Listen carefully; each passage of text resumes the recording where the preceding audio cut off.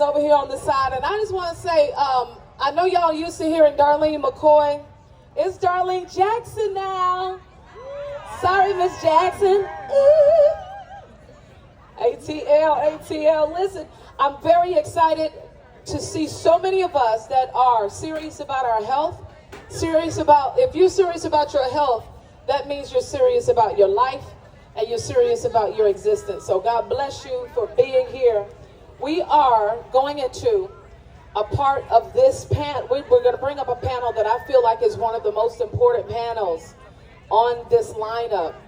Has anybody ever had cancer? Anybody ever had to deal with cancer in their family?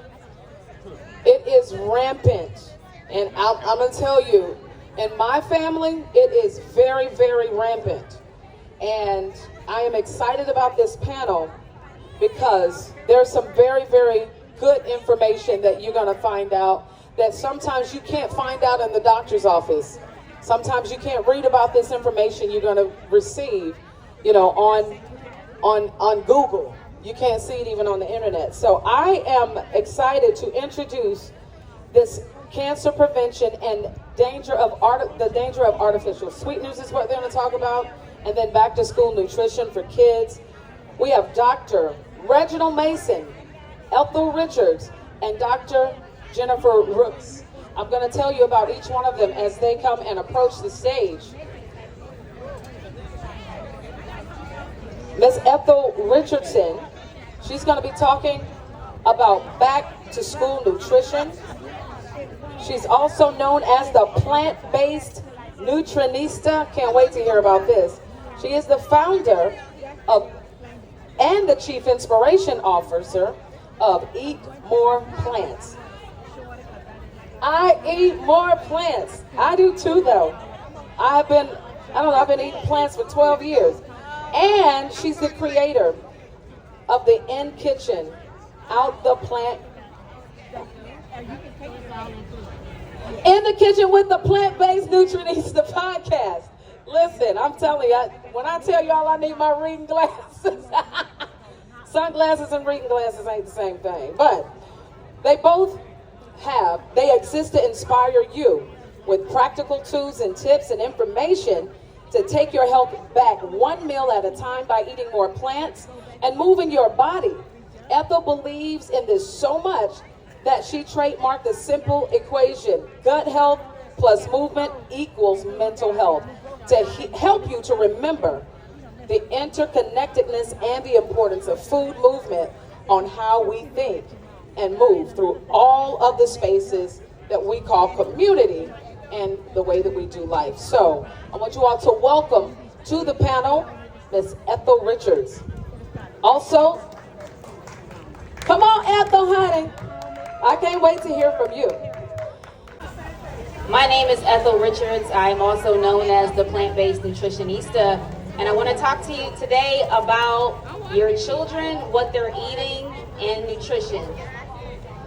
We're back to school. Yes? Can y'all hear me? Okay.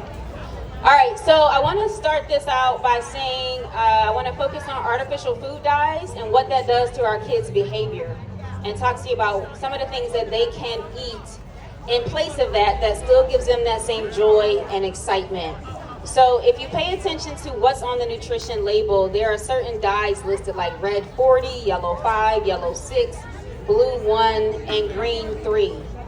And quiet as it's kept, red 40 causes ADHD-like behavior. So hyperactivity, impulsiveness, irritability, brain buzzing, things like that.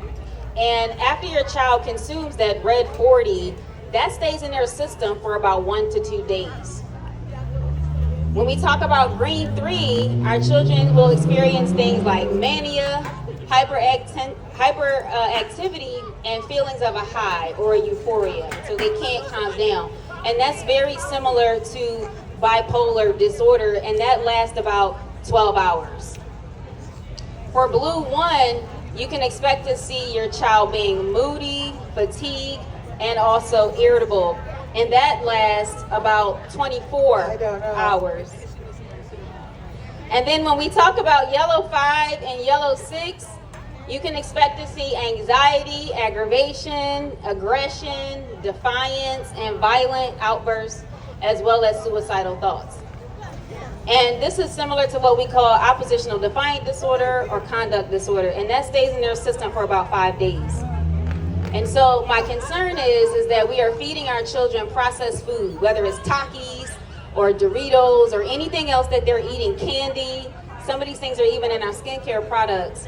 And then we see behaviors from our children in school or other places that we can't seem to explain. And medication is probably not the answer, it's what they're eating.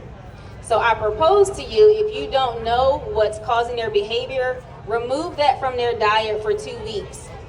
And look at around day 5 or 7 and ask them how they're feeling. And you might be asking, well, what do I give them? You give them whole plants. You give them berries, you give them grapes, you give them apples, you give them bananas, you give them carrots, you give them broccoli. You let them explore and taste the rainbow.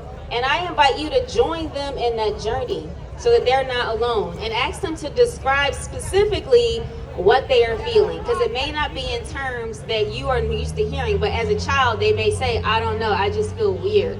I feel like I want to lay my head down. So you know that that is probably what's causing it. And then I want to share with you that these food dyes that are in our food are absolutely unnecessary.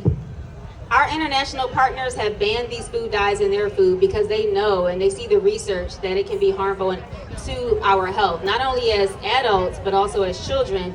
But for whatever reason, it's allowed here in the United States. So I am here to inspire you to take your health back one meal at a time by eating more plants.